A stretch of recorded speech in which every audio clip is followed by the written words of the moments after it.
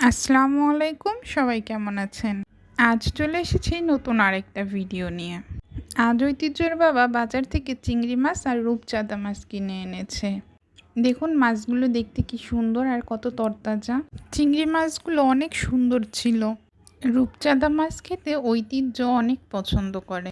মাছ কাটার পর এবার রান্নার পালা। চিংড়ি মাছ দিয়ে রান্না করব চিংড়ি মাছের মালাইকারি। সেজন্য প্রথমেই চিংড়ি মাছগুলো ভেজে নিয়েছি। চিংড়ি মাছ ভাজার তেলেই পেঁয়াজ দিয়ে দিয়েছি। কিছুটা সময় নিয়ে পেঁয়াজগুলোকে সুন্দর করে লাল লাল করে ভেজে নিতে হবে। আমার পেঁয়াজগুলো ভাজা হয়ে গিয়েছে, তারপরে সকল মশলাগুলো দিয়ে দিয়েছি।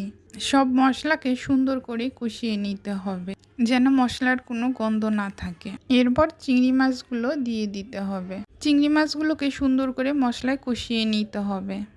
এভাবে চিংড়ি মাছের মালাইকারিটা রান্না করলে খেতে অনেক মজা লাগে। চিংড়ি মাছগুলো কষানো হয়ে গেলে এরপর নারিকেলের দুধ দিয়ে দিতে হবে। নারিকেলের দুধ দেওয়া হয়ে গেলে কিছুক্ষণ হালকা আঁচে রান্না করে নিতে হবে। রান্নার এক পর্যায়ে যখন দেখব তেলটা উপরে ভেসে উঠেছে, তখন বুঝতে হবে যে রান্না কমপ্লিট। ব্যাস রেডি আমার চিংড়ি মাছের মালাইকারি। রূপচাঁদা মাছটা ফ্রাই করে নিয়েছি। রূপচাঁদা মাছ ফ্রাই খেতে অনেক ভালো লাগে। রূপচাঁদা মাছটা সব মশলা দিয়ে মাখিয়ে ফ্রিজে রেখে দিয়েছিলাম 2 ঘন্টার জন্য। ফ্রিজ থেকে বের করেই মাছটার সাথে সাথে ভেজে নিতে হবে। আগে থেকে বের করে রেখে দেওয়া যাবে না, তাহলে মাছের পানি ছেড়ে দিবে। রূপচাঁদা মাছটা যেহেতু সামুদ্রিক মাছ, এই মাছটা অনেক সফট হয়। এই মাছটা খুব সাবধানে ভাজতে হয় যেন ভেঙে না যায়। মাছটার 2 পাশ যখন ক্রিস্পি হয়ে গিয়েছে তখন নামিয়ে নিয়েছি।